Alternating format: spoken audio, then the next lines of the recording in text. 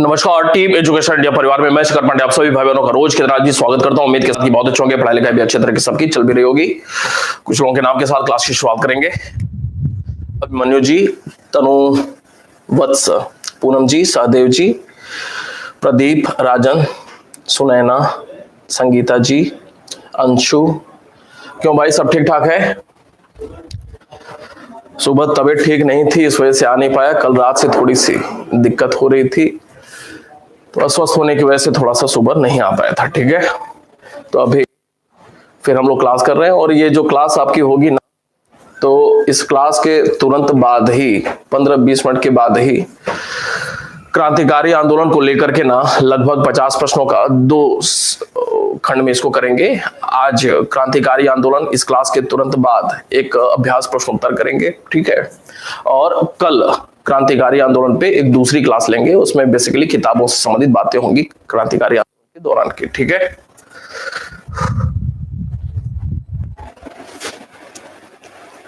कैसे हैं भाई? हरिगोविंद जी, ओमकार जी, राकेश मिश्रा जी, रीना स्वर्णकार जी।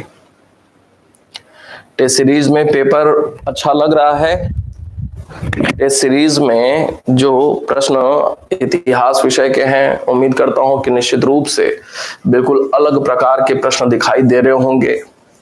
बहुत माथापच्ची करना पड़ रहा होगा, बहुत मानसिक प्रयास करना पड़ रहा होगा। बहुत सारे प्रश्नों में बिल्कुल नए नए प्रकार के प्रश्न आप देख रहे होंगे। वहां पे कुछ 2-4 प्रश्नों के उत्तर में जो समस्याएं कुछ है ना, वो टाइपिंग मिस्टेक है। उस एक दिन उसको भी मैं ठीक करा लूंगा। ठीक है,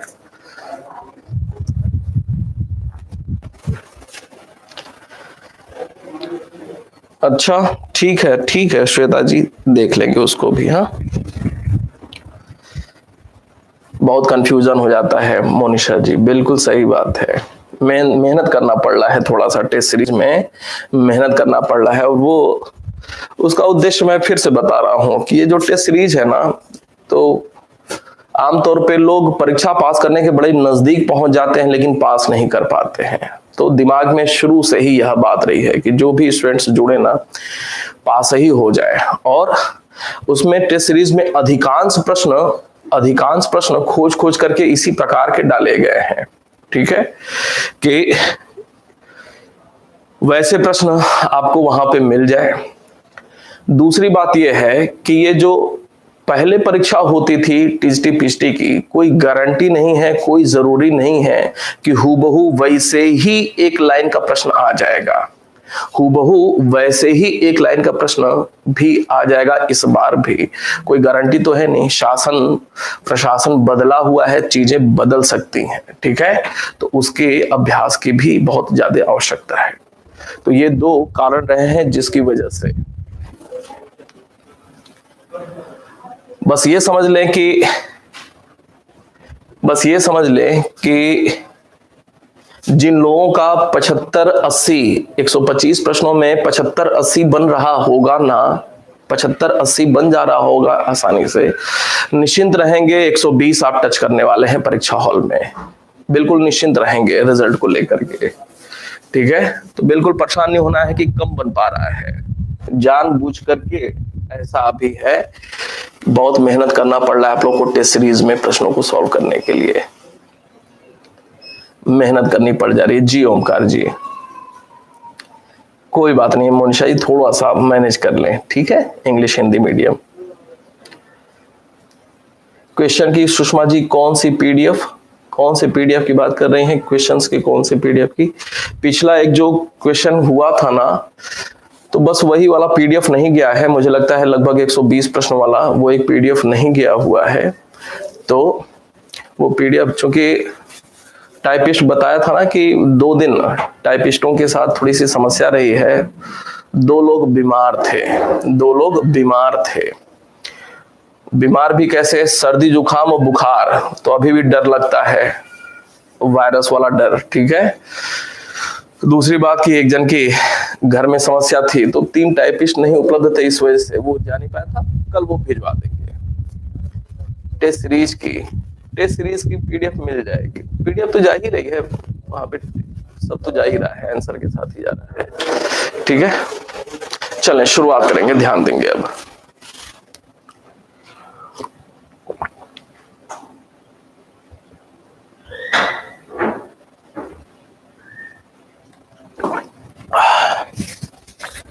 शुरुआत करेंगे, ध्यान देंगे। शाहजहां की बात करते हैं तो अभी ये शाहजहां देख लेते हैं, इसमें फिर एक औरंगजेब बचेगा। ठीक है, तो कल सुबह जब आएंगे तो वो औरंगजेब कर लेंगे। ठीक है, शाहजहां अभी देख लेंगे और उसके बाद एक अभ्यास प्रश्नोत्तर वाला काम करेंगे। 1-1.25 घंटे, लगभग 50 प्रश्न क्रांतिकारी आंदोलन पे हम लोग अभ्यास करेंगे। ठीक है, शुरुआत करेंगे। देखें, ये शहाबुद्दीन मोहम्मद शाहजहां की बात हो रही है तो आप लोगों को जानकारी होगी ही कि इनकी जो ताजपोशी होती है वो 1628 में होती है और 1658 तक यह मुगल शासक के तौर पे रहे। अर्थात इनका शासनकाल कितने वर्ष तक का रहा, तो लगभग 30 वर्षीय शासनकाल है इनका। ठीक है, 30 वर्षीय शासनकाल है, ध्यान में रखना है, आगे काम आएगा अभी। इनके काल में जो कुछ भी घटनाएं हैं उनको बड़ी बेतरतीब सारी चीजें हैं, उनको क्रम से कैसे हम लोग पढ़ेंगे कि एक बार में दिमाग में बात घर कर जाए। तो इसमें जो हम इनके लिए पढ़ाई करेंगे ना, हमारा तरीका थोड़ा सा इनको लेकर के चेंज होगा। सबसे पहले इनके समय काल में हम देखेंगे स्थापत्य कार्य।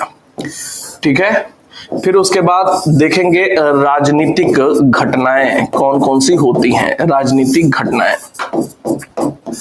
फिर तीसरे नंबर पे कुछ अन्य प्रमुख तथ्य जो हैं उनको यहाँ पे देखेंगे। तो ये 3 भागों में बांट करके इनकी पढ़ाई करेंगे और सारा का सारा कुछ यहाँ पे कवर होगा। देखेंगे ये जो शाहजहां हैं तो शाहजहां के संदर्भ में कुछ बेसिक बातें जहांगीर के समय काल में ही बता दिया था। शाहजहां का जो जन्म होता है वो कब होता है, तो 1592 में होता है। कब होता है? 1592 में। कहां पे होता है? लाहौर में होता है। इनकी ताजपोशी कब होती है, तो इनकी ताजपोशी होती है 1628 में। कहां पे होती है? आगरा में होती है, याद रखेंगे, आगरा में। उपाधि क्या थी या इनका नाम क्या रहा, तो वही शहाबुद्दीन, पूरा नाम शहाबुद्दीन मोहम्मद शाहजहां। ठीक है, ये बड़ा ही लंबा चौड़ा नाम है। अबुल मुजफ्फर शहाबुद्दीन मोहम्मद किरण एसानी, बहुत लंबा चौड़ा सा नाम के साथ इन्होंने अपनी ताजपोशी कराई हुई थी। तो फिलहाल शहाबुद्दीन मोहम्मद शाहजहां के नाम से आप इनको ध्यान में रखेंगे। स्थापत्य कार्य की बात करते हैं जरा। इनका जो इनके समय का स्थापत्य कार्य, मम्मी पापा के विषय में आपको जानकारी है ही शाहजहां के। स्थापत्य कार्य के संदर्भ में पहली बात कि इनका जो शासन काल था स्थापत्य कला की दृष्टि से स्वर्ण काल माना जाता है। स्वर्ण काल माना जाता है, पहली बात, बहुत ही महत्वपूर्ण सारी परीक्षाओं के लिए। दूसरी महत्वपूर्ण बात कि इन्होंने, चूंकि इनके समय काल में बहुत ज्यादा मात्रा में निर्माण कार्य होता है, भारी भरकम होता है, इस वजह से इन्होंने एक सार्वजनिक निर्माण विभाग की स्थापना की थी। सार्वजनिक निर्माण विभाग की स्थापना की थी, विभाग की स्थापना की थी। बहुत ही महत्वपूर्ण तथ्य है। तीसरी महत्वपूर्ण बात, सार्वजनिक निर्माण विभाग मतलब PWD समझ ले, लोक निर्माण विभाग। इसको लोक निर्माण विभाग भी अगर पेपर में आए तो वही बात है, लोक निर्माण विभाग। इसी तरह का दिल्ली सल्तनत में एक काम किया था फिरोज शाह तुगलक ने, याद होगा। तीसरी महत्वपूर्ण बात कि इनके समय काल में स्थापत्य कार्यों में संगमरमर का बहुत ज्यादा प्रयोग हुआ। संगमरमर का अधिक प्रयोग हुआ। चूंकि संगमरमर का अधिक प्रयोग हो रहा है, इसी वजह से इनका जो शासन काल है ना, संगमरमर के प्रयोग का काल कहा जाता है। संगमरमर के प्रयोग का काल कहा जाता है। इनके यहाँ जब शासन हो रहा है इनका, तो उस समय काल में जो भी निर्माण हो रहे हैं ना, निर्माण कार्य बेसिकली दो स्थानों पर देखने को मिलता है। शाहजहां के समय के निर्माण कार्य दो स्थानों पर देखने को मिलता है, एक आगरा में और दूसरा दिल्ली में। आगरा और दिल्ली में निर्माण कार्य, आगरा और दिल्ली में। आगरा में कौन कौन सा निर्माण कार्य हो रहा है? तो आगरा में जो निर्माण कार्य हो रहा है बेसिकली वो दो निर्माण कार्य है। एक आगरा के किले में, आगरा के किले में, और दूसरा आगरा में ताजमहल में। आगरा में दो स्थानों पर निर्माण कार्य हो रहा है। दिल्ली की अगर बात किया जाए तो दिल्ली में जो निर्माण कार्य हो रहा है, नई राजधानी ही बनती है। नई राजधानी मुगलों की किस नाम से? शाहजहानाबाद नाम से। शाहजहानाबाद नाम से। शाहजहानाबाद किसको कहा जाता है? तो ये पुरानी दिल्ली को कहा जाता है। पुरानी दिल्ली को शाहजहानाबाद कहता है। और ये जो शाहजहानाबाद है, इसी पुरानी दिल्ली में दो महत्वपूर्ण इमारतें खड़ी होती हैं, एक लाल किला और दूसरा दिल्ली का जामा मस्जिद। इतने सारे इनके समय काल में निर्माण कार्य हो रहे हैं।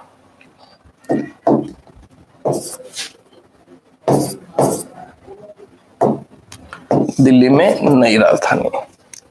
अब बारी बारी से देखेंगे जरा, कोई कंफ्यूजन नहीं है? क्लियर है यहां तक? क्लियर है भाई? बताएं हाँ।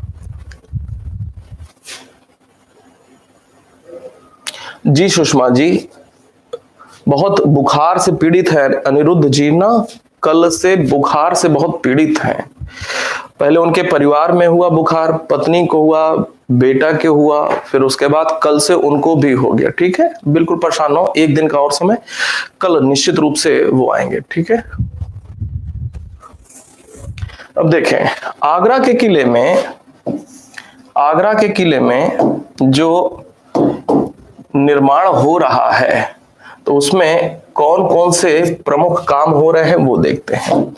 आगरा के किले में पहली बात प्रश्न बनता है कि शाहजहां के काल में संगमरमर का प्रथम प्रयोग किस निर्माण में हुआ था? तो शाहजहां के काल में बहुत ही महत्वपूर्ण तथ्य है कि काल में संगमरमर का प्रथम प्रयोग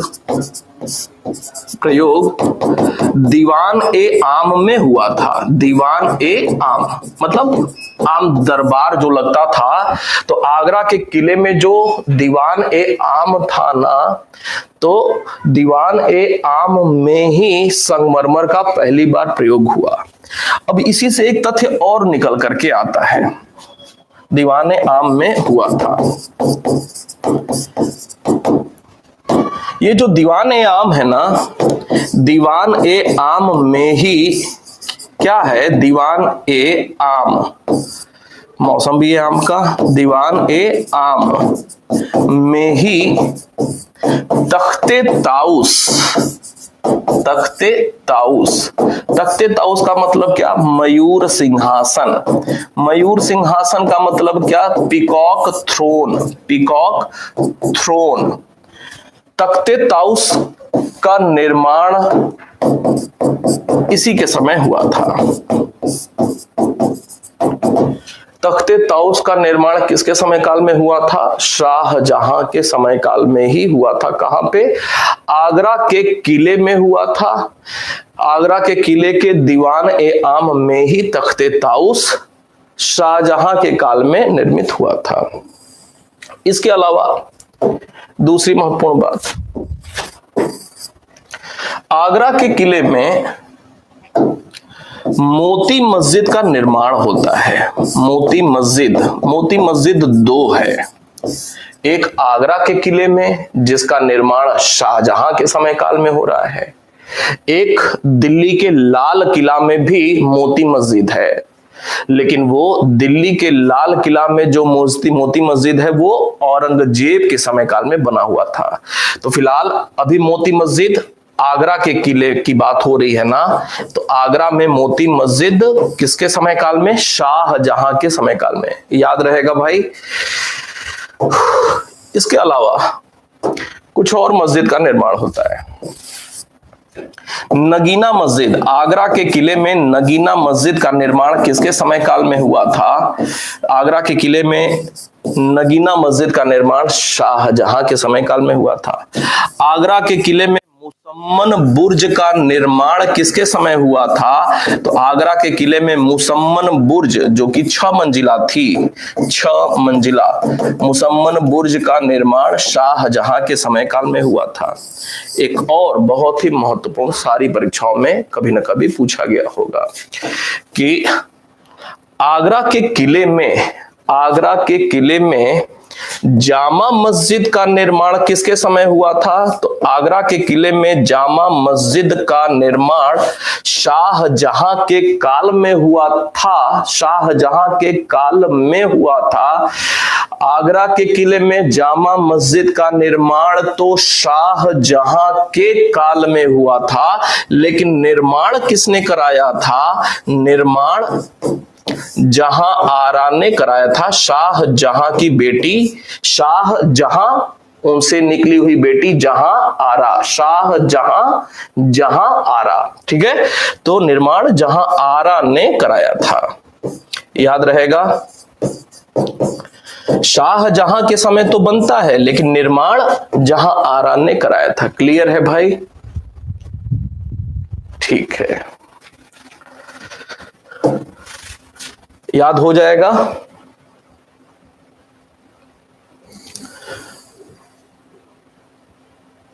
आगे बढ़ते हैं, अब बात करते हैं ताजमहल की। ताजमहल की बात करते हैं। ये जो आगरा में स्थित है ताजमहल ना, ताजमहल का निर्माण कहां पे है? आगरा में। किसके समय? शाहजहां के समय निर्माण हुआ। किसी से? संगमरमर से हुआ निर्माण। अब देखेंगे निर्माण कब से कब के बीच में हुआ, तो 1631 से लेकर के 1653, अर्थात कुल 22 वर्ष में, यही हो रहा है ना, 22 वर्ष, 22 वर्ष में निर्माण इसका हुआ था। केबीसी वाला प्रश्न, कुल कितने खर्च हुए थे? तो 32 करोड़ रुपए खर्च हुए थे। अगली बात, किसका यहाँ पे मकबरा है? तो यहाँ पे जो मकबरा है वो मकबरा मुमताज महल का भी है। मुमताज महल अर्थात अर्जुमंद बानो बेगम का भी है। अर्जुमंद बानो बेगम के 14 बेटा बेटी थे। कितने? 14, भारी मात्रा है। मुमताज महल के साथ साथ यहाँ पे शाहजहां को भी लिटाया गया है। शाहजहां को बड़े ही बेदर्दी के साथ लिटाया गया है। शाहजहां को औरंगजेब ने कैद कर लिया था। शाहजहां का बेटा औरंगजेब ने अपने पिता शाहजहां को कैद कर लिया था, तख्ता पलट हो गया था। 1658 में कैद किया था। मृत्यु 8 साल बाद होती है शाहजहां की, कैद में ही, जेल में ही। कौन सा मुगल शासक था जिसकी मृत्यु जेल में होती है, कैद में होती है? शाहजहां की। 1666 में मृत्यु हुई, कैद में जाने के 8 साल बाद। औरंगजेब की एक जो बहन थी, शाहजहां की ही एक जो पुत्री थी जहां आरा, उस 8 वर्ष के दौरान उनका ध्यान रखती थी। तो जब शाहजहां की मृत्यु हो गई थी, सार्वजनिक जीवन में वह दोबारा से वापस आई बाहर जेल के अपने पिता की मृत्यु के बाद जहां आ रहा, तो साहिबात उज्जमानी की उपाधि दी थी औरंगजेब ने। साहिबात उज्जमानी की उपाधि किसको? जहां आरा को किसने? औरंगजेब ने। इसका मतलब क्या था? साम्राज्य की प्रथम महिला, साम्राज्य की प्रथम महिला के संदर्भ में यह बात थी, मतलब सम्मान दिया प्रॉपर। लेकिन जब शाहजहां की मृत्यु हुई ना, तो उस समय औरंगजेब ने तनिक भी ध्यान नहीं दिया कि पिताजी की मृत्यु हो गई और बढ़िया से, मुगल शासक भी रहे इतने बड़े, बढ़िया तरीके से उनकी शव यात्रा निकले, जनाजा निकले, या फिर जो है उनको दफनाया जाए, ऐसा कुछ भी नहीं किया। जो कर्मचारी थे ना, सेवक नौकर, वो अपने पीठ पे लाद करके ले जाते हैं, ठीक है, और वहीं पे चूंकि उनकी इच्छा थी कि मुमताज के बगल में ही, तो वहां पे ले जाकर के उनको ऐसे तैसे ही बस किया जाता है। तो बड़ी दुर्गति थी लास्ट टाइम में। वैसे भी जो लोग महान रहे हैं, तो लास्ट टाइम में दुर्गति बहुत रही है लोगों के साथ, चाहे वो औरंगजेब हो, चाहे शाहजहां हो, चाहे जहांगीर भी अपनी पत्नी से बड़ी परेशान थे, चाहे अकबर हो अपने बेटे से बड़ी परेशान थे, हुमायूं परेशान था ही, बाबर ठीक ठाक रहा, ठीक है। तो ये मुमताज और शाहजहां के मकबरे हैं यहाँ पे। इसके साथ साथ ये कारीगर कहाँ के थे यहाँ पे? तो ये कारीगर जो थे मध्य एशिया और मध्य एशिया एवं ईरान के कारीगर थे। भारतीय भी थे, ऐसा नहीं है। मध्य एशिया, ईरान, भारतीय कारीगर यहाँ पे देखने को मिलते हैं। एक तथ्य बनता है कि ताजमहल में क्या दोहरा गुंबद है? उत्तर है हाँ, दोहरा गुंबद का प्रयोग किया गया है। ये जो ताजमहल है ना, एक ऊंचाई पे है, एक ऊंचाई पे बना हुआ है, ऐसे है, ऐसे है, ऐसे है, ऐसे है, और उसके बाद ऐसे है, ठीक है। तो ये जो है ना, ये दोहरा गुंबद ही है ये, ठीक है। बस ऐसे नहीं किया गया है, लेकिन ये है, ठीक है। दोहरा गुंबद का प्रयोग किया गया है, का प्रयोग हुआ है इसमें। एक चीज, दूसरी महत्वपूर्ण बात, क्या ताजमहल चार बाग शैली में बना हुआ है? यह प्रश्न महत्वपूर्ण क्यों हो जाता है? क्योंकि ताज का पूर्वगामी कहा जाता है हुमायूं के मकबरे को, लेकिन हुमायूं का मकबरा तो चार बाग शैली का एग्जाम्पल है, पहला एग्जाम्पल है, लेकिन उसका अनुसरण जो ताजमहल के निर्माण में किया जा रहा है, तो चार बाग शैली में यह नहीं है, ध्यान में रखना है। चार बाग शैली में क्या होता है, बीच में है मकबरा, लेकिन ताजमहल में क्या है, आगे पूरा इधर भी पार्क, इधर भी पार्क, इधर भी पार्क, इधर भी पार्क, ठीक है, और सबसे पीछे ये बना है और पीछे यमुना नदी है, ठीक है। ये स्थिति है इसकी, क्लियर है। चार बाग शैली का एग्जाम्पल यहाँ पे देखने को नहीं मिलता है, याद रहेगा। तो ये कुछ बातें हुई ताजमहल के संदर्भ में। अब एक प्रश्न बनता है, ताजमहल का वास्तुकार कौन था? ताजमहल का वास्तुकार कौन था? तो संभवतः ताजमहल का जो वास्तुकार था वो ईसा खां था। कौन? ईसा खां था। डिजाइन अब्दुल हमीद लाहौरी ने बनाया था और ईसा खां इसका वास्तुकार था, मुख्य वास्तुकार, ठीक है। आगे बढ़ते, हमीद लाहौरी ने डिजाइन बनवाया और ईसा खां इसका मुख्य वास्तुकार था। अब बात करते हैं नई राजधानी दिल्ली, शाहजहानाबाद की।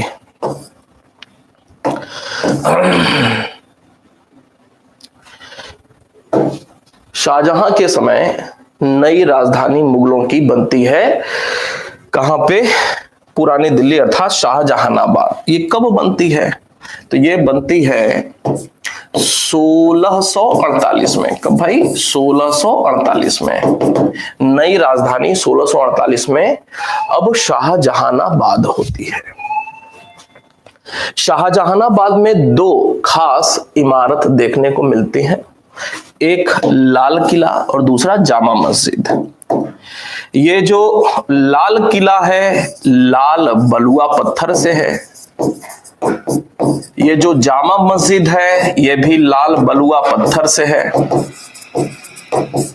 इसके साथ साथ फतेहपुर सीकरी, आगरा का किला, ये सब लाल बलुआ पत्थर के ही हैं। और जब भी लाल बलुआ पत्थर की बात आए तो लाल बलुआ पत्थर बेसिकली चुनार से ही आयात किया जाता था, चाहे अशोक के दौरान की बात हो चाहे बाद की बात हो। ठीक है, मुख्यतः लाल बलुआ पत्थर जो है वो कहां से, चुनार के ही लाल बलुआ पत्थर है। चुनार मतलब मिर्जापुर।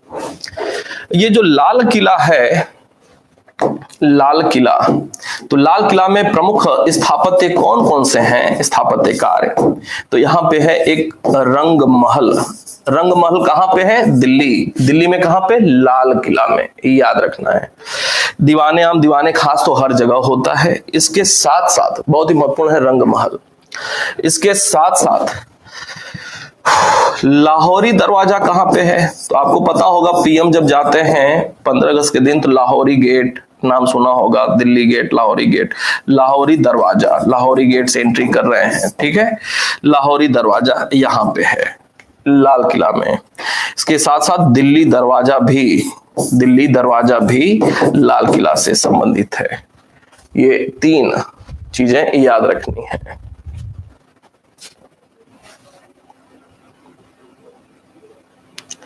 ठीक है, याद रहेगा ये सब।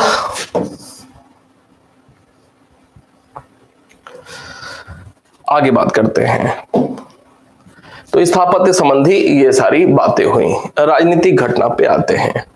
इसके समय जो राजनीतिक घटनाएं हो रही हैं, तो राजनीतिक घटनाओं में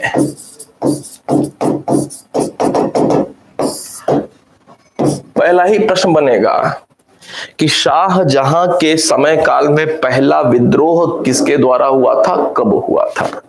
1628 में यह शासक बनते हैं। 1628 में ही जुझार सिंह बुंदेला, ये कौन थे? वीर सिंह बुंदेला के पुत्र थे। वीर सिंह बुंदेला के पुत्र थे, अबुल फजल की हत्या वाले। 1628 में ही जुझार सिंह बुंदेला का विद्रोह इसके काल का प्रथम विद्रोह था। दूसरी इसी में एक बात और जुड़ती है। 1634 में पुनः जब विद्रोह होता है, पुनः जुझार सिंह का विद्रोह होता है, का दमन, जो दमन किया जा रहा है, का दमन औरंगजेब का प्रथम राजकीय अभियान था। याद रहेगा, औरंगजेब का प्रथम राजकीय अभियान क्या हो रहा है? यही जुझार सिंह के खिलाफ जब ये जाते हैं सैनिकों के साथ। ठीक है,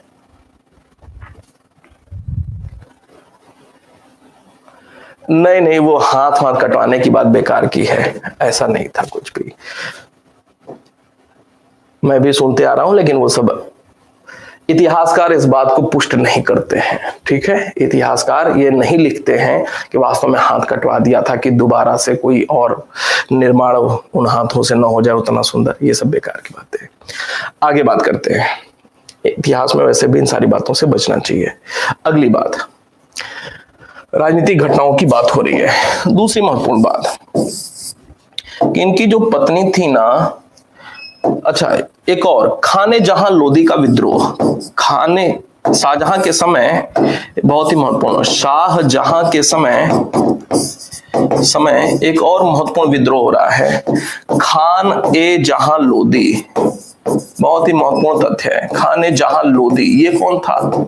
तो शाहजहां के समय दक्षिण राज्यों का जो अभियान हो रहा था, दक्षिण अभियान का अभियान का नेतृत्व यही कर रहे थे, अभियान का नेतृत्व यही कर रहे थे। अहमदनगर की विजय में भी इनकी भूमिका रही। तो खान, शाहजहां के समय खान ए जहां लोदी दक्षिण अभियान का नेतृत्व कर रहे थे। ये शाहजहां के समय खान ए जहां लोदी का भी विद्रोह हुआ था, विद्रोह हुआ था। खान ए जहां लोदी का विद्रोह किसके समय? शाहजहां के समय काल में हुआ था। तीसरी महत्वपूर्ण बात, जो इनकी पत्नी थी जिनका नाम था अर्जुमंद बानो बेगम, मुमताज महल, मुमताज महल की कुछ दासियां थीं। हुगली में कुछ दासियों के साथ छेड़छाड़ की घटना हुई। मुमताज महल की कुछ दासियों के साथ छेड़छाड़ की घटना होती है हुगली में, ठीक है। किसके द्वारा? पुर्तगालियों के द्वारा। किसके द्वारा? पुर्तगालियों के द्वारा। और पुर्तगाली हुगली में थोड़ा सा इस प्रकार का सिस्टम बना रहे थे जो किसी एक शासक के लिए स्वीकार करना मुश्किल था। इस वजह से हुगली से पुर्तगालियों को किस मुगल शासक ने खदेड़ा था? तो हुगली से पुर्तगालियों को शाहजहां ने खदेड़ा था। सीधे सीधे यह तथ्य बनेगा। इसके साथ साथ राजनीतिक घटनाओं में ये बात थी 1632 की। 1632 ये वर्ष याद रखने की जरूरत नहीं है, बिल्कुल भूल जाए।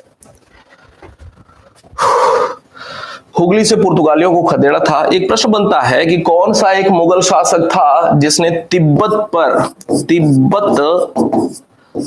पर अधिकार किया हुआ था? तो तिब्बत पर अधिकार, संभवतः यह भी 1632 की ही घटना थी। तिब्बत पर अधिकार शाहजहां के समय काल में हुआ था। इसके साथ बल्ख का मतलब बैक्टीरिया, उत्तर पश्चिम में बैक्टीरिया, मध्य एशिया में अफगानिस्तान क्षेत्र। तो बल्ख का अभियान किस मुगल शासक ने किया हुआ था? तो बल्ख का अभियान शाहजहां के समय काल में ही हुआ था। एक और तथ्य,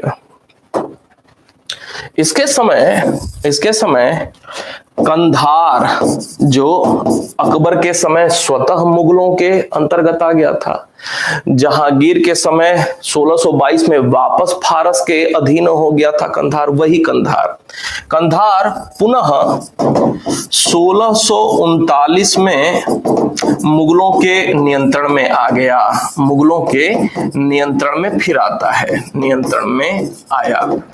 लेकिन बात यहीं कंप्लीट नहीं होती है। किंतु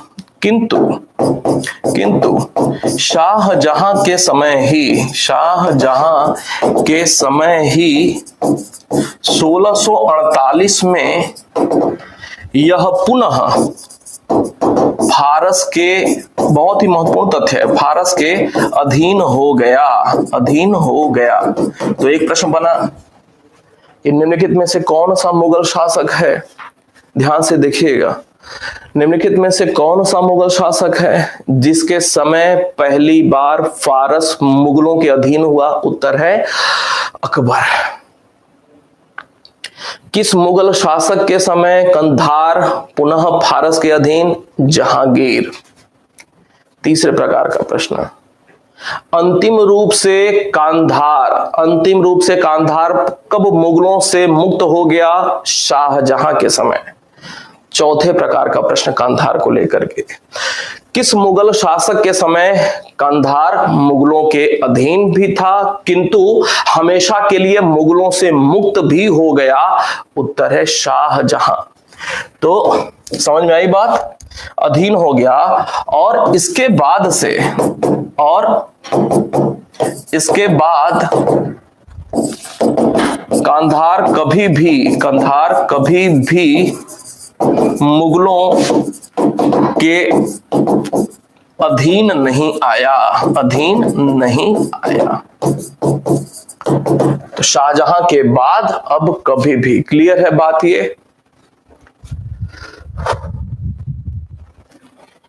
क्लियर है?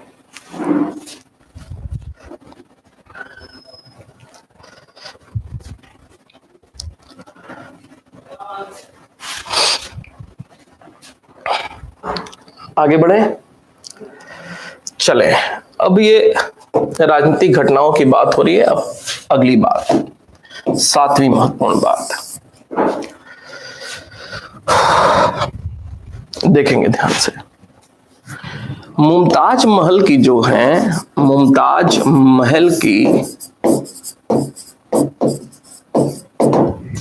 महल की कुल 14 संतान थी। कितनी? 14 संतान थी, जिनमें 7 ही जीवित बचे थे। 7 ही जीवित बचे थे। 7 पैदा हुए, निपट गए, जीवित बचे थे। अब ये जो 7 हैं, ये 7 कौन है? ये 7 हैं,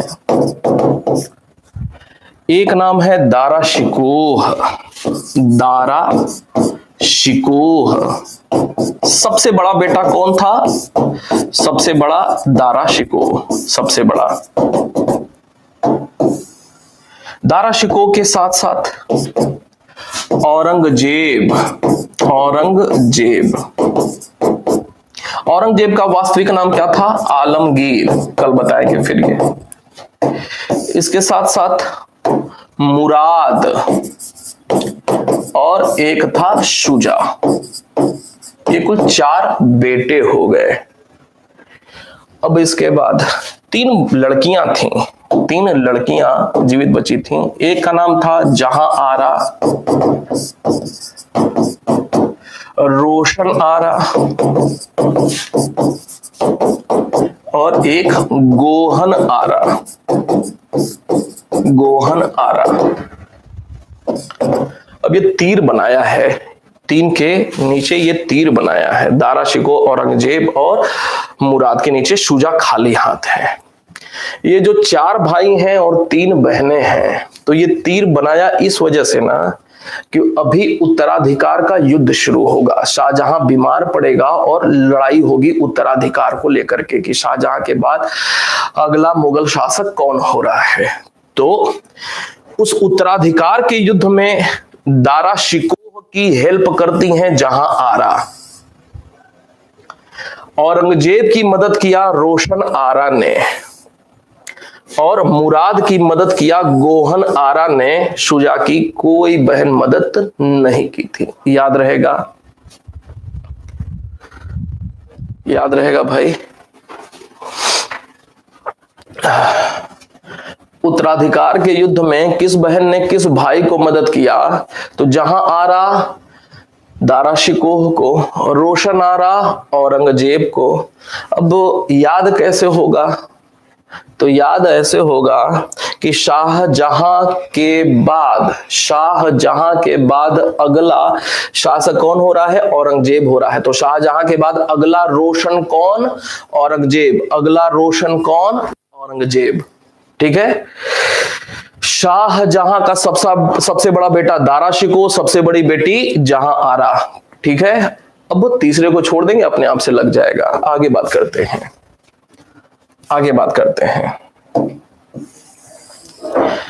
आठवीं बात, दक्षिण अभियान को लेकर के। दक्षिण अभियान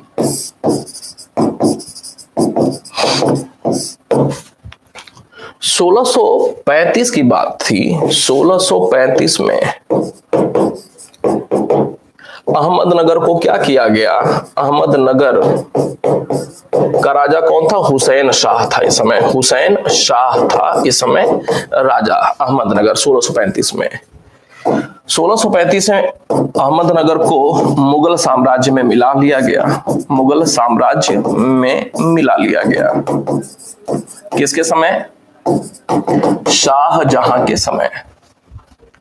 जब मुगल साम्राज्य में मिला लिया गया तो इसके बाद अब क्या होता है दक्षिण अभियान में? इसके बाद शाहजहां ने क्या किया? आलमगीर को अर्थात औरंगजेब को, शाहजहां ने औरंगजेब को दक्षिण में नियुक्त किया, दक्षिण में नियुक्त किया। क्या आप जाइए, दक्षिण अभियान के अंतर्गत जो दो अन्य बीजापुर, गोलकुंडा और मराठा भी अफसर उठा रहे हैं, इनको थोड़ा सा संतुलित करिए। अब यहीं पे तथ्य बनेगा। इसके बाद शाहजहां ने औरंगजेब को दक्षिण में नियुक्त किया। औरंगजेब को लेकर के एक बहुत ही महत्वपूर्ण बात कि औरंगजेब दक्षिण अभियान जो था ना, दक्षिण अभियान के तहत दो कार्यकाल में, कितने, दो कार्यकाल में कुल 20 वर्ष, कितने, 20 वर्ष कहां पे व्यतीत किए थे, दक्षिण में व्यतीत किए थे, दक्षिण में व्यतीत किए थे। बहुत ही महत्वपूर्ण तथ्य, लगभग 18 साल है, लगभग 20 मोटे तौर पे, कि एक बार अभिनियुक्त कर रहा है। कब? 1635 में अहमदनगर को मुगल साम्राज्य में मिला लिया गया। इसके बाद कब? 1636 में, कब? 1636 में सर्वप्रथम 1634 में जुझार सिंह बुंदेला, 1634 में जुझार सिंह बुंदेला के खिलाफ उनका प्रथम राजकीय अभियान औरंगजेब का।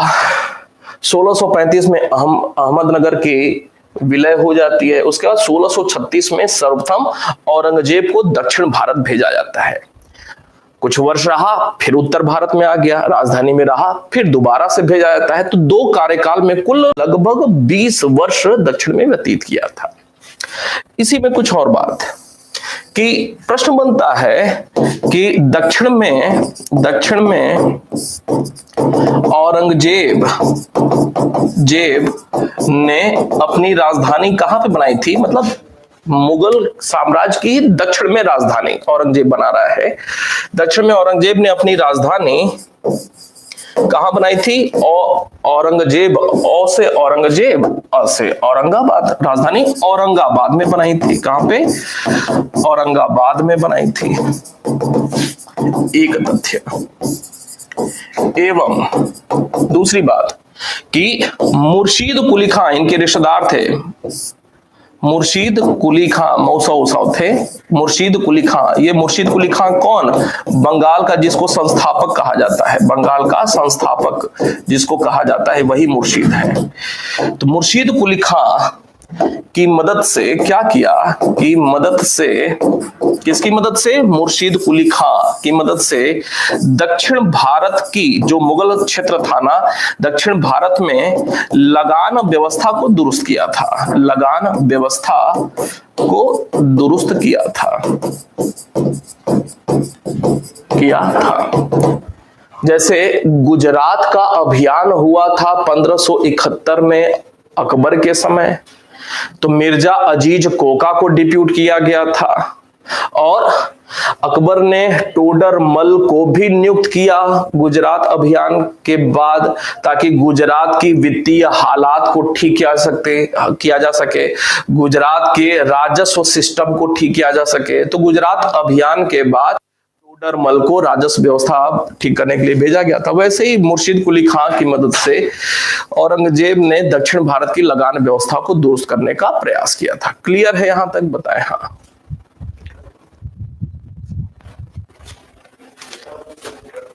क्लियर है यहां तक?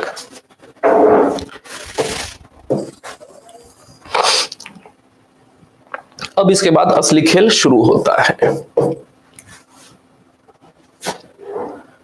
ठीक है, 1657 में क्या हुआ? 1636 में जाते हैं, 1636 में पहली बार दक्षिण जाते हैं औरंगजेब, और 20 वर्ष मतलब 1657 तक का वर्ष आ जाता है। 1636 में 20 जोड़ेंगे तो 1657 लगभग आ जाता है। 1657 में क्या हुआ? 1657 में अचानक शाहजहां की तबीयत खराब होती है। शाहजहां की तबीयत खराब होती है, मरणासन स्थिति में खराब। शाहजहां ने क्या किया शाहजहां ने तुरंत जब तबीयत खराब हुई तो शाहजहां ने अपना उत्तराधिकारी अपने सबसे बड़े बेटे दारा शिकोह को घोषित कर दिया। उत्तराधिकारी दारा शिकोह को घोषित कर दिया। दारा शिकोह को घोषित कर दिया।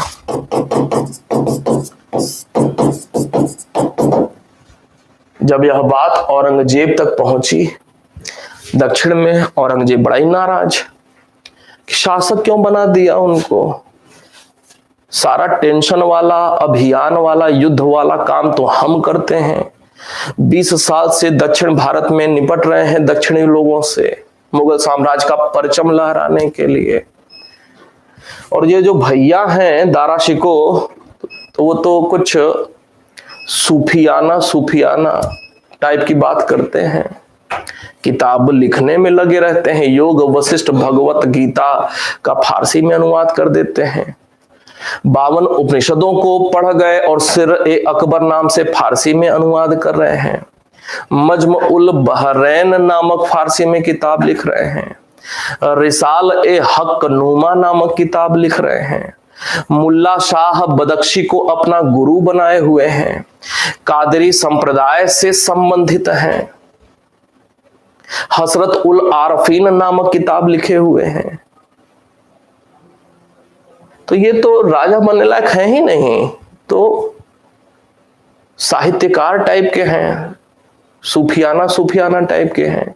तो औरंगजेब को यह बात अच्छी नहीं लगी कि भाई राजा तो उसी को बनाना चाहिए जिसके अंदर काबिलियत हो राजा वाली।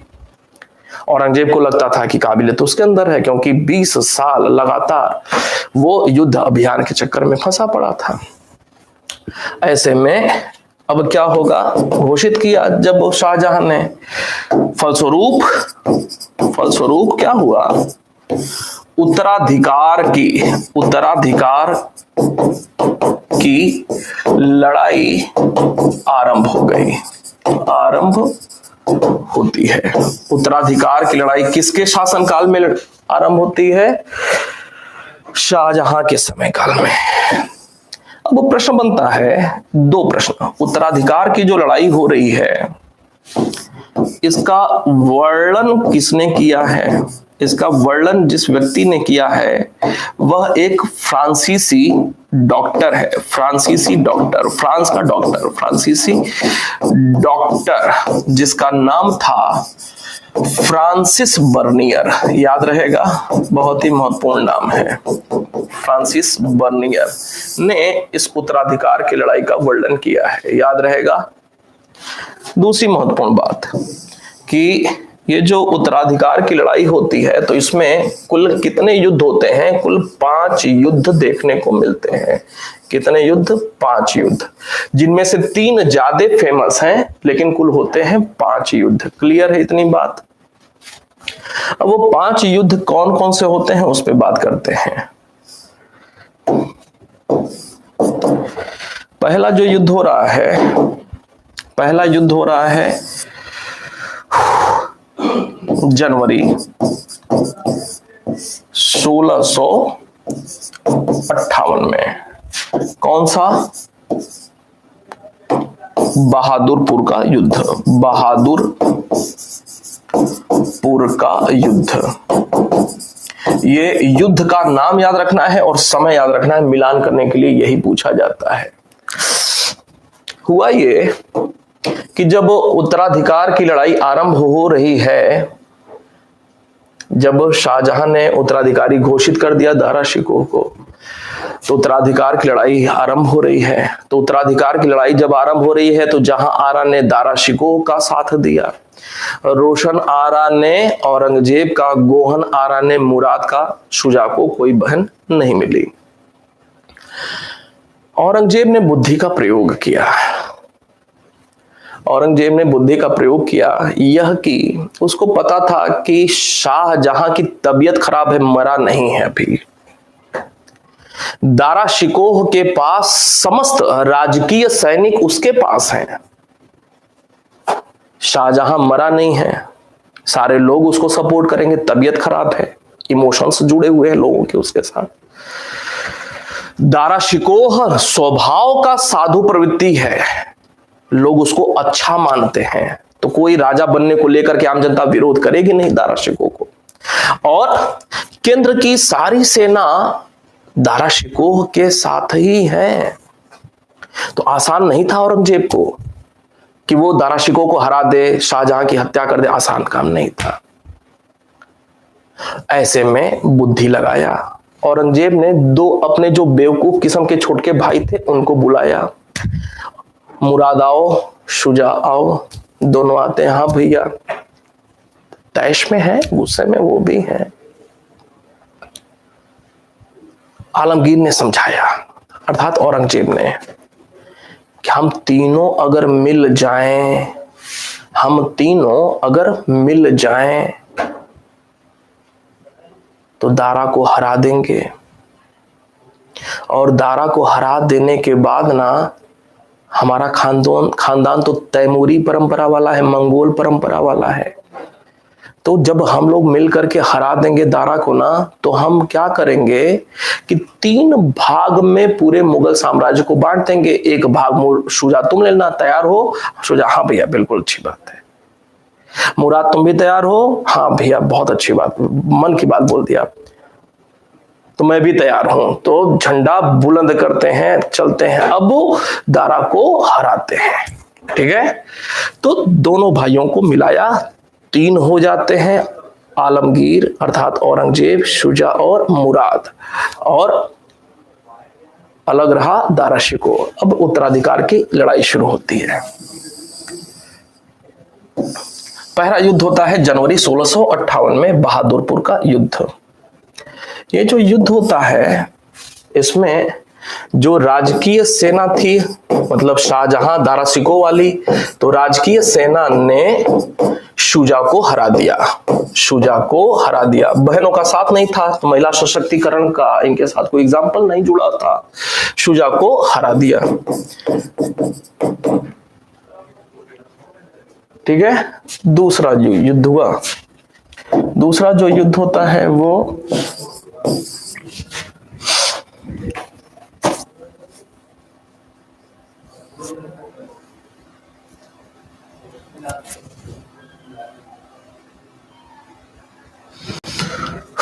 दूसरा युद्ध जो होता है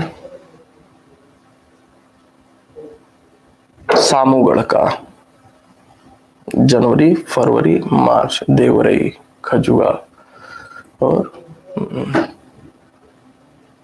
ध्यान से उतर रहा है भाई, मार्च महीना, मार्च अप्रैल का महीना, अप्रैल 1658। ध्यान से उतर रहा है मेरे, कौन सा युद्ध था, कौन सा युद्ध था भाई, कौन सा युद्ध था किसी को? Dharmat, very good, thank you भाई। धर्मत का युद्ध, धर्मत का युद्ध होता है। धर्मत कहां पे है? तो ये उज्जैन के पास जगह है, उज्जैन के पास। धन्यवाद भाई। धर्मत का युद्ध उज्जैन के पास है, धर्मत का युद्ध होता है। इसमें क्या होता है? इसमें राजकीय सेना को औरंगजेब ने हरा दिया, औरंगजेब ने हराया राजकीय सेना को। जिसका नेतृत्व कौन कर रहा था? इसका नेतृत्व कर रहा था दारा शिकोह को औरंगजेब ने पहली बार किस युद्ध में हराया? धर्मत के युद्ध में, याद रहेगा। धर्मत के युद्ध में पहली बार औरंगजेब ने दारा शिकोह को हरा दिया। फिर इसके बाद तीसरे नंबर पे हुआ युद्ध सामूगढ़ का युद्ध। कब हो रहा है? मई 1658 में। कौन सा युद्ध हो रहा है? सामूगढ़ का युद्ध, सामूगढ़। ये जो सामूगढ़ है वो कहां पे है? आगरा में। ये लोकेशन भी याद रखना है। इस युद्ध में क्या हुआ? इस युद्ध में औरंगजेब ने पुनः किसको हरा दिया? दारा शिकोह को हराया। दारा शिकोह को हराया। जब दारा शिकोह को हरा दिया सामूगढ़ के युद्ध में, बहुत ही महत्वपूर्ण तथ्य है, सामूगढ़ का युद्ध दूसरी बार दारा शिकोह हार रहा है। दारा शिकोह को हरा दिया तो दारा राजधानी छोड़ करके फरार हो जाता है। दारा फरार हुआ। दारा को समझ में आ गया कि वो औरंगजेब को नहीं हरा पाएगा, दारा फरार हो जाता है। दूसरा काम क्या हुआ? औरंगजेब ने सामूगढ़ का युद्ध जीतने के बाद क्या किया? आगरा और दिल्ली पर कब्जा कर लिया।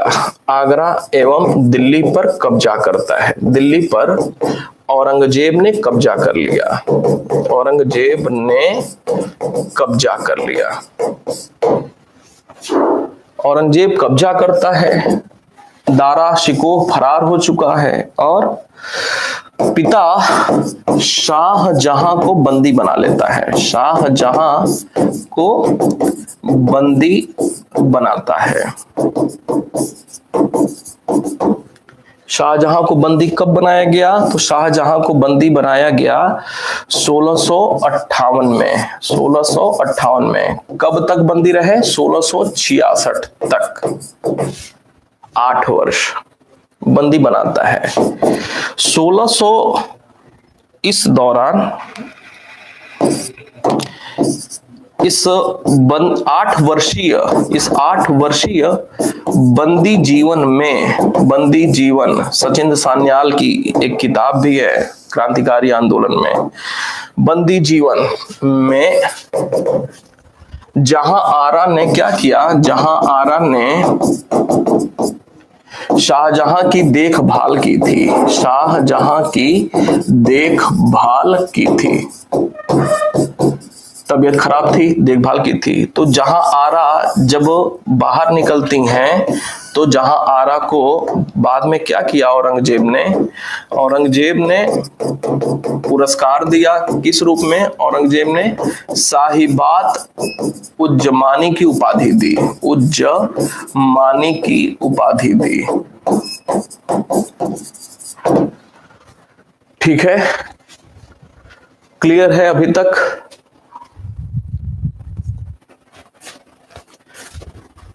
आगे बात करते हैं।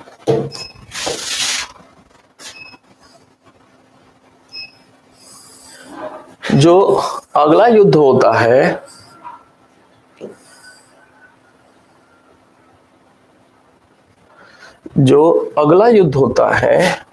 चौथा युद्ध होता है, वो होता है फरवरी 1659 में। फरवरी 1659 में। अब एक प्रश्न बनता है कि किस युद्ध को जीतने के बाद औरंगजेब ने अपना राज्याभिषेक कराया था? तो सामूगढ़ को जीतने के बाद ही, जब आगरा दिल्ली पर कब्जा हो जाता है ना, तो औरंगजेब शासक बनता है पहली बार यहीं पे। औरंगजेब शासक बना यहीं पे। आगरा दिल्ली पर कब्जा कर लिया, शाहजहां गिरफ्तार हो जाते हैं, दारा शिकोह फरार। तो अब राजधानी में कौन बैठ रहा है? औरंगजेब शासक बन जाता है। ठीक है, कब की बात है ये? जून की बात है। जून 1658 की बात है। औरंगजेब एक ऐसा शासक था जिसका 2 बार राज्याभिषेक होता है। क्यों? क्योंकि अभी दारा फरार हुआ है, शाहजहां गिरफ्तार हुए हैं, तो 1 बार।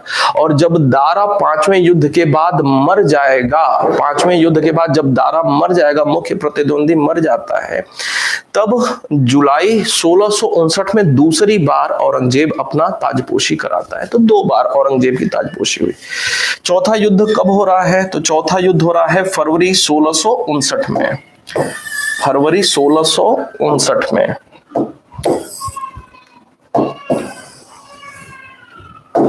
चौथा युद्ध फरवरी 1659 में। कौन सा युद्ध? ये जो युद्ध है उसको कहते हैं खजुआ का युद्ध। खजुआ का युद्ध। ये खजुआ कहां पे है भाई? तो ये इलाहाबाद के नजदीक। ठीक है, इस युद्ध में क्या हुआ? इस युद्ध में जब सामूगढ़ का युद्ध औरंगजेब ने जीत लिया, जब सामूगढ़ का युद्ध औरंगजेब ने जीत लिया तो शासक बन जाता है। जब शासक बन गया तो उसके जो चंगू मंगू दोनों भाई थे ना, शुजा और मुराद, तब वो औरंगजेब के पास आते हैं, भैया अब तो आप शासक बन गए, जो आपने पीछे वादा किया था अब तो उसको पूरा करिए, हमें भी दीजिए आधा हिस्सा। औरंगजेब तो ये चाहता नहीं था, औरंगजेब तो एक रणनीति के तहत उनको मिलाया था। तो औरंगजेब के समक्ष अब वो भी दोनों समस्या बनने लगे। तो जब औरंगजेब के समक्ष समस्या बनने लगे तो अब उनको भी हराना मारना जरूरी था औरंगजेब के लिए। तो खजुआ का युद्ध में क्या हुआ? शुजा परास्त होता है, शुजा परास्त हुआ और शुजा समझ गया कि दाल नहीं गलने वाली है, तो ये भारत छोड़ करके ही भाग जाता है, भाग गया। एंड मुराद के साथ क्या किया? मुराद को ग्वालियर के किले में कैद करा दिया औरंगजेब ने। ग्वालियर में कैद करा दिया और यहीं पे बाद में हत्या भी इनकी हो जाती है, हत्या भी हो जाती है। तो मुख्य रूप से अब बच रहे हैं दारा शिकोह। तो पांचवा युद्ध होगा।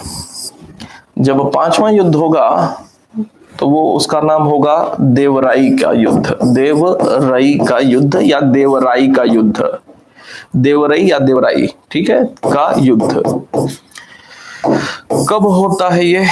तो ये फरवरी के बाद मार्च का महीना था, मार्च 1659, देवराई का युद्ध। ये जो देवराई का युद्ध होता है, तो देवराई कहां पे है? तो समवेयर अजमेर के आसपास कहीं, देवराई का युद्ध। देवराई के युद्ध में अंतिम रूप से क्या होता है? अंतिम रूप से दारा पराजित हुआ, दारा शिकोह पराजित हुआ, पराजित हुआ, भागता है, एक षड्यंत्र के तहत उसको पकड़ लिया गया। दारा शिकोह की इसके बाद बहुत बुरी स्थिति करवाया औरंगजेब ने, बड़ा ही परेशान किया औरंगजेब ने, बड़ा ही बुरी स्थिति किया और दारा शिकोह की हत्या हो जाती है, दारा शिकोह की हत्या हो जाती है। और अब निर्विवाद रूप से 2-3 महीने बाद फिर दोबारा से ताजपोशी कराता है औरंगजेब जुलाई 1659 में, और निर्विवाद रूप से फिर उसने शासन काम करना शुरू किया। तो ये कुल 5 युद्ध रहे। क्रम से याद रखना है, वर्ष के साथ याद रखना है, और किस युद्ध में कैसे कौन हार रहा है निश्चित रूप से वो याद रहना चाहिए, ठीक है। अब कुछ अन्य तथ्य की बात करते हैं, अन्य तथ्य की बात करते हैं जरा। ये आगे बढ़े। यहां पे था 30 वर्षीय शासनकाल है शाहजहां का। अब औरंगजेब बिल्कुल भूल जाइए, वापस आइए शाहजहां पे। प्रमुख तथ्य में पहली बात कि शाहजहां का, अब दिमाग में औरंगजेब चल रहा होगा, दिमाग से हटाइए उसको, शाहजहां पे कम बैक करिए। शाहजहां का 30 वर्षीय शासनकाल जो है, 30 वर्षीय शासनकाल किस किताब में वर्णित है? तो किताब का नाम है पादशाहनामा। पादशाहनामा पुस्तक में वर्णित है,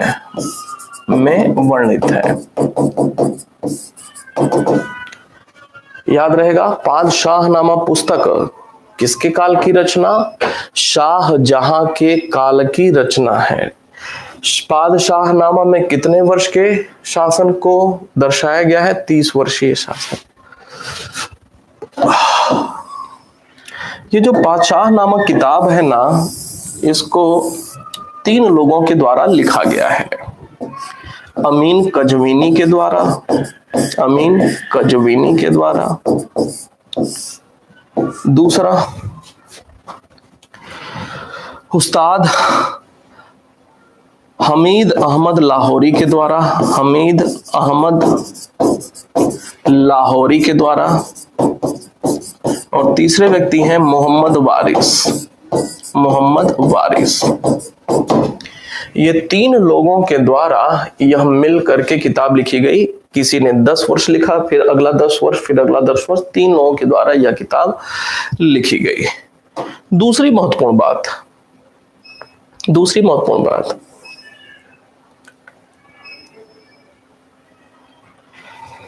ये जो पातशाहनामा किताब है ना, शुरुआत के 10 वर्ष इन्होंने लिखा, बीच के 10 वर्ष इन्होंने लिखा, तो ऐसे करके अगर देखा जाए मतलब 10-10 वर्ष की बातें लिखी हुई है, बिल्कुल एग्जैक्ट क्रम नहीं है। अहमद लाहौरी पहले है, अमीन कजवीनी बाद में है। तो इसमें दूसरी बात कि शाहजहां के समय एक बहुत ही महत्वपूर्ण मुद्दा के समय 1632 में, कब 1632 में अकाल पड़ा था।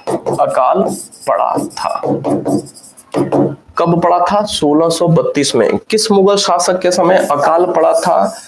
तो पड़ा था शाहजहां के समय काल में। अब ये जो अकाल पड़ा था, इसका उल्लेख किसने किया हुआ है? तो इसका उल्लेख 2 व्यक्ति कर रहे हैं। एक उस्ताद अहमद हमीद लाहौरी कर रहे हैं, और दूसरा एक विदेशी है जिसका नाम है पीटर मुंडी ब्रिटिश है। इसका उल्लेख, अकाल पड़ने का उल्लेख इन 2 लोगों के द्वारा किया जा रहा है। तीसरी महत्वपूर्ण बात,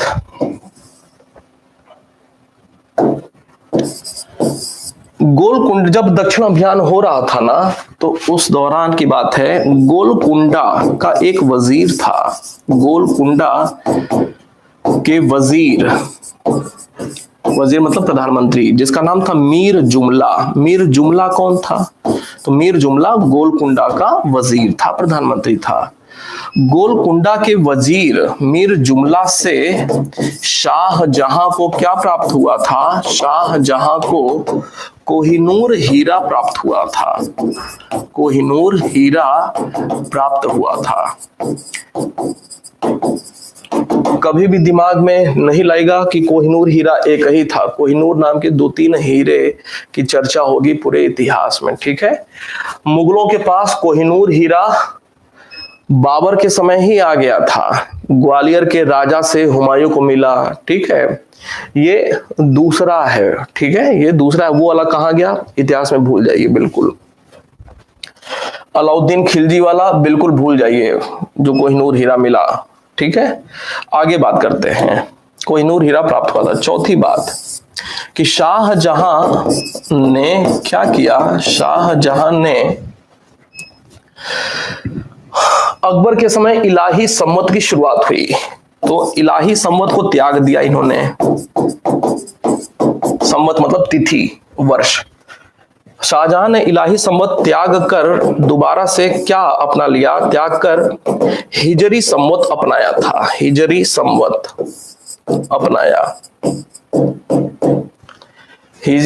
अपनाया। अगली महत्वपूर्ण बात कि शाहजहां का राजकवि कौन था? शाहजहां का राजकवि कवि कलीम थे। कलीम, याद रखना है, महत्वपूर्ण तथ्य है। कवि कलीम थे। छठी बात कि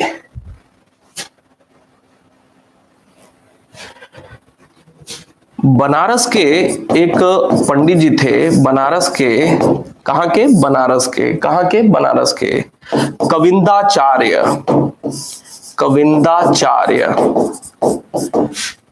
एक बाबा जी थे, हिंदू बाबा जी।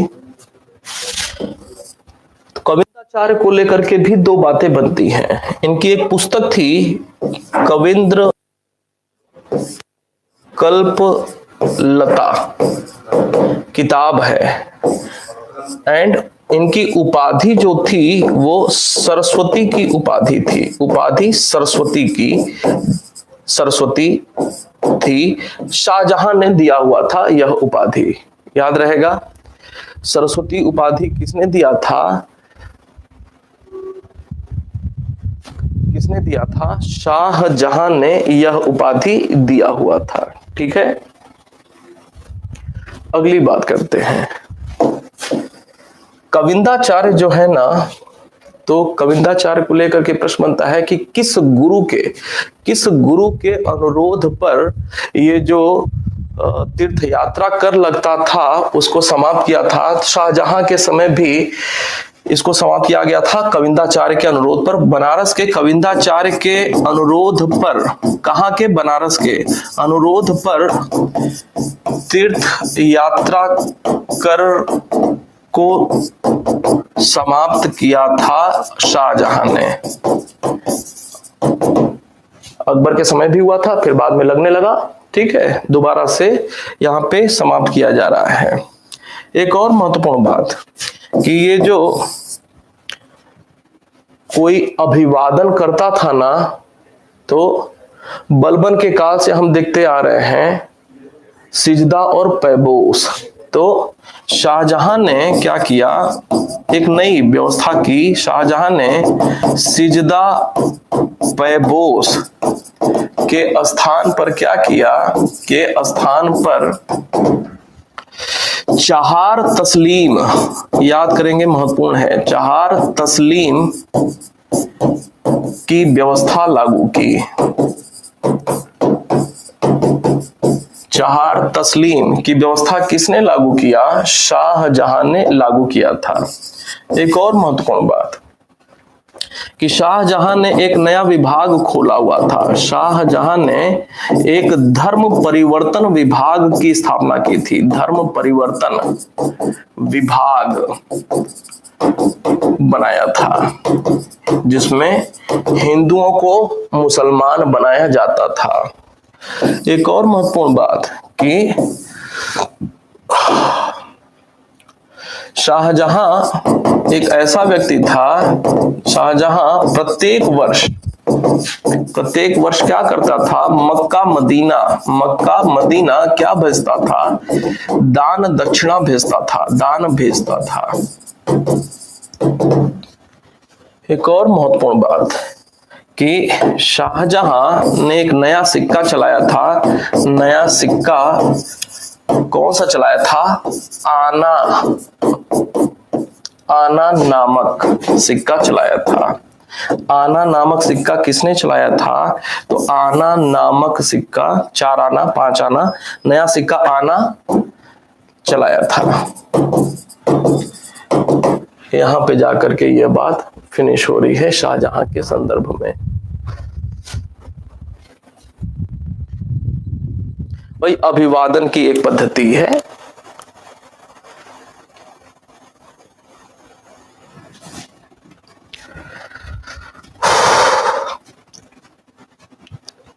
यहां पे जाकर के ये बात खत्म होती है। दारा शिकोह को भी लेकर के प्रश्न पूछा जाता है। दारा शिकोह किसका बेटा? 1615 में इसका जन्म हुआ था। किससे हुआ था? मुमताज महल से जन्म हुआ था। मुमताज महल से इसका जन्म हुआ था। कादिरी सिलसिला से प्रभावित था। कादिरी सिलसिला से प्रभावित था। इसको लेकर के प्रश्न बनता है। इसके गुरु कौन थे? तो इसके गुरु मुल्ला शाह बदख्शी थे। मुल्ला शाह बदख्शी से गुरु थे। अगले कुछ पुस्तकों की रचना की। पुस्तकें कौन कौन सी? पुस्तकों का फारसी में अनुवाद किया। रचना क्या किया? फारसी में अनुवाद किया। अनुवाद किस भाषा में किया? फारसी में अनुवाद किया। कौन कौन सी किताबें हैं? तो अनुदित ये पुस्तकें जो हैं उसमें पहला 52 उपनिषदों का, कितना? 52 उपनिषदों का किस नाम से?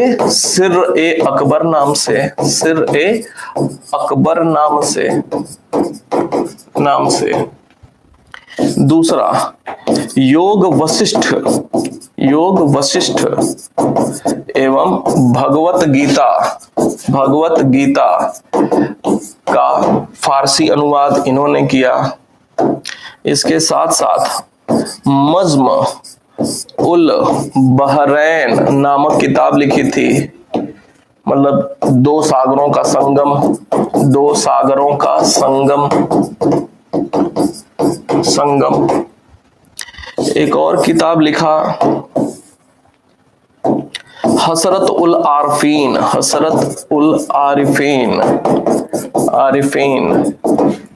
एक और किताब लिखा रिसाल ए हक नुमा। ये सारी किताब इन्होंने लिखी थी। तो यहाँ पे जाकर के यह बात फिनिश हो रही है।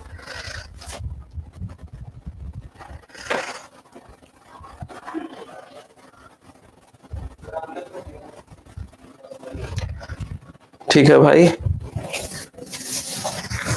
अच्छा, एक चीज और इसमें,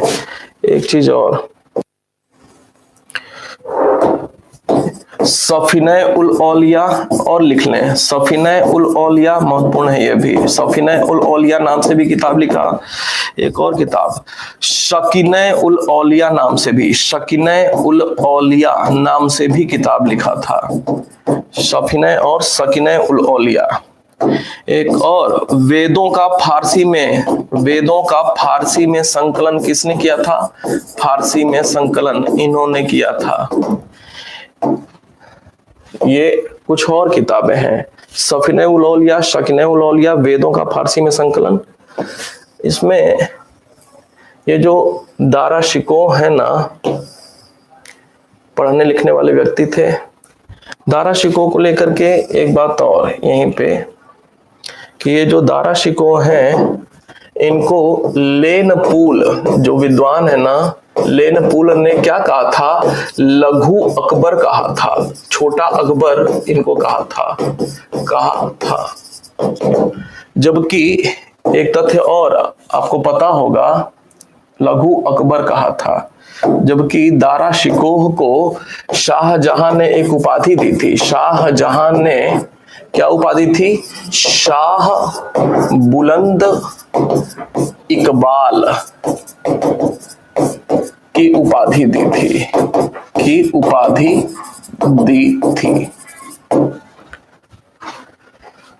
एक और तथ्य, दारा शिकोह का मकबरा कहाँ पे है? तो इनका मकबरा दिल्ली में है। कहाँ पे? दिल्ली में जहाँ पे हुमायूं का मकबरा है ना, हुमायूं के मकबरे के प्रांगण में इनका मकबरा है। बस बात खत्म हो गई।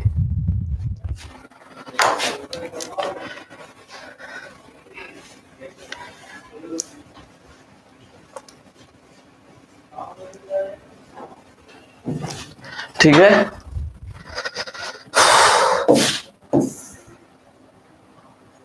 तो ये बातें हुई। कल हम लोग पढ़ेंगे लास्ट इसमें औरंगजेब। ठीक है, कल सुबह पढ़ेंगे औरंगजेब। बिल्कुल ढीला महसूस कर रहा हूं, तबीयत ठीक नहीं है कल रात से।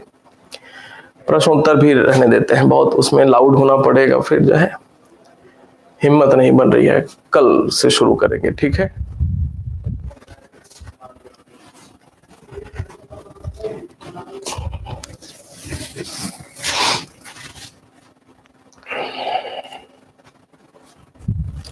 ठीक है भाई।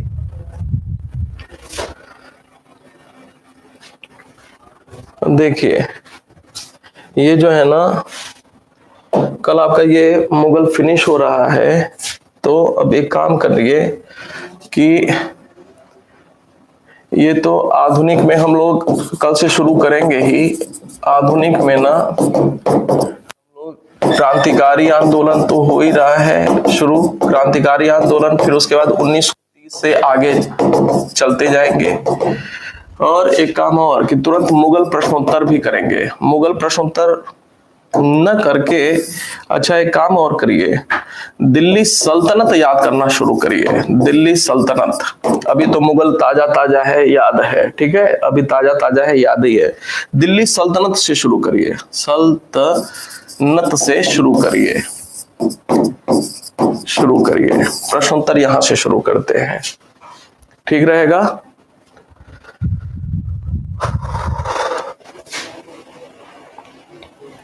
दिल्ली सल्तनत से शुरू करें, हाँ सब बताइए आप लोग।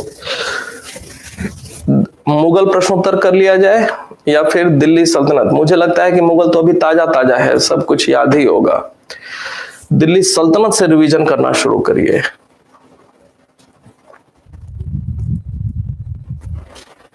ठीक है, 10 दिन का टाइम लेकर के इसमें पूरा ये दिल्ली सल्तनत से मुगल तक 3 दिन। अब देखिए करना क्या है आपको, एक बार 2 बार, संभव हो तो 3 बार, जिनकी अच्छी तैयारी हो, ठीक है, जितना मैक्सिमम हो सकता है। ऐसा नहीं कि हम लोग 4 दिन दिल्ली सल्तनत पे प्रश्न उत्तर कर रहे हैं तो अब 4 दिन में खाली एक बार बस आप रिवीजन कर रहे हैं, नहीं, वो गलत है। एक बार रिवीजन करिए, 3-4 घंटे का समय दीजिए। मतलब यह है कि 4 दिन अगर हम काम कर रहे हैं ना प्रश्नोत्तर दिल्ली सल्तनत पे, तो 4 दिन में कम से कम 2 बार रिवीजन होना चाहिए आपका, ठीक है। तो दिल्ली सल्तनत से ही शुरू करेंगे, ठीक है, दिल्ली सल्तनत से ही शुरू करेंगे।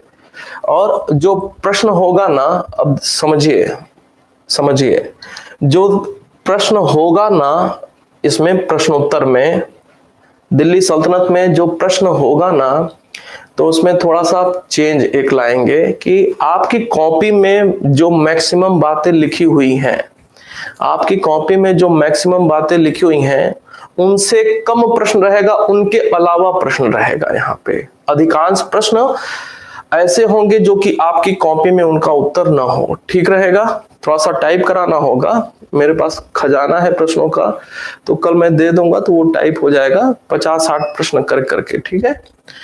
तो अधिकांश प्रश्न ऐसे डालेंगे जिनका उत्तर आपकी कॉपी में ना हो, तो आप कॉपी को बहुत बढ़िया से रिवाइज कर लें, आप अपनी कॉपी को बहुत बढ़िया से रिवाइज कर लें। और कॉपी में से भी प्रश्न रहेगा, लेकिन अधिकांश प्रश्न ऐसे भी रहेंगे जिनके आपकी कॉपी में कहीं वर्णन नहीं है, ठीक है। तो एक और अच्छी तैयारी, कुछ और तथ्य मिल जाएंगे, ठीक है। सारे लोग थंब अप करके ओके करें तो फिर इस पे काम शुरू करें। हाँ,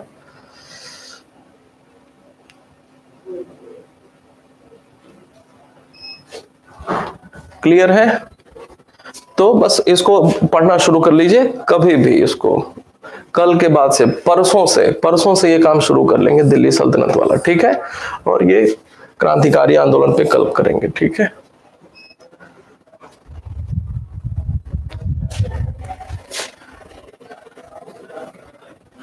आप अपने स्तर पे रिवाइज करते रहिए, ठीक है, आप अपने स्तर पे खूब रिवीजन करिए। हाँ, और अभी जैसे ही ये खाली हो जाते हैं ना, तो 2-2 घंटा 3-3 घंटा, ठीक है, बहुत मेहनत करूंगा अभी जो 20 दिन का समय है ना, बहुत मेहनत करेंगे हम लोग, ठीक है। बस स्वस्थ रहो, बहुत मेहनत करेंगे, अपने स्तर पे खूब काम करते रहिए, ठीक है। फिर मिलते हैं कल, धन्यवाद जी। शशिकांत जी, थोड़ा सा फुर्सत हो जाए, बहुत टेंशन भी है, बहुत वर्कलोड भी है, तबीयत भी, सब ठीक है। अच्छा, मिलते हैं फिर, धन्यवाद।